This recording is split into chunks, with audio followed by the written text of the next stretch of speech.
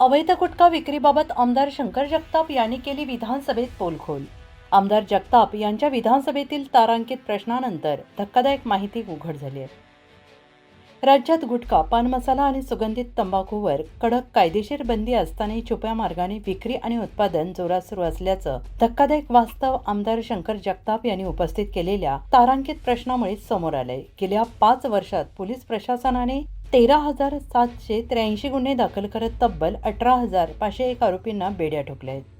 एकट्या 2025 या वर्षात तब्बल 239 कोटी 10 लाखांचा मुद्देमाल जप्त करण्यात आलाय। आमदार जगताप यांनी हा मुद्दा उपस्थित केल्यामुळे नाशिक, ठाणे आणि अहिल्यानगरमधील कोट्यवधींच्या गुटखा तस्करीचे धागेदोरे समोर आले आहेत।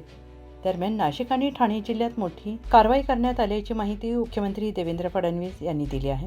राज्यात 20 जुलै 2012 पासून दरवर्षी गुटखा बंदीचे आदेश नूतनीकरण केले जातात। सध्याच्या अधिसूचनेनुसार राज्यात गुटखा उत्पादन, साठा, वितरण आणि वाहतुकीवर पूर्णतः बंदी आहे।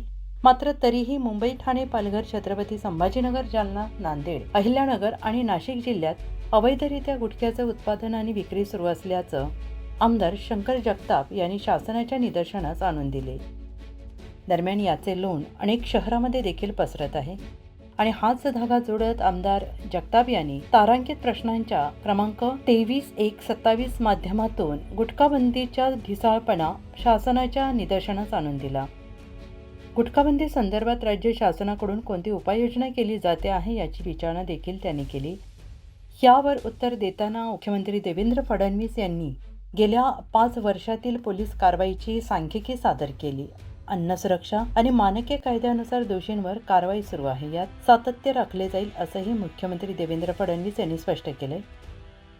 5 वर्षातील कारवाईचा ग्राफ: वर्ष 2021 दाखल गुन्हे 2697, उघड गुन्हे 2694, अटक 3934। वर्ष 2022 दाखल गुन्हे 2387, उघड गुन्हे 2378, अटक 3332। वर्ष 2023 दाखल गुन्हे 3477, उघड गुन्हे 3669, अटक 4394।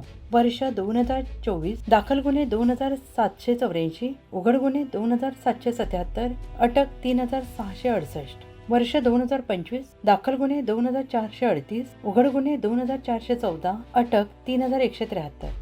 एकूण 13,780 दाखल गुन्हे, 13,732, एकूण 18,500।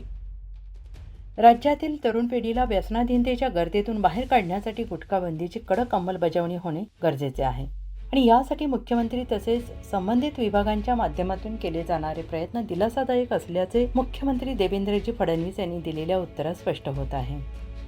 मात्र केवळ कागदोपत्री आकडेवारी न दाखवता प्रत्यक्ष गुटखा विक्री शून्यावर आणण्यासाठी सरकारने कठोर पावले उचलली पाहिजेत आणि यासाठी माझा पाठपुरावा सुरूच राहील। शंकर जगताप, आमदार, पिंपरी चिंचवड।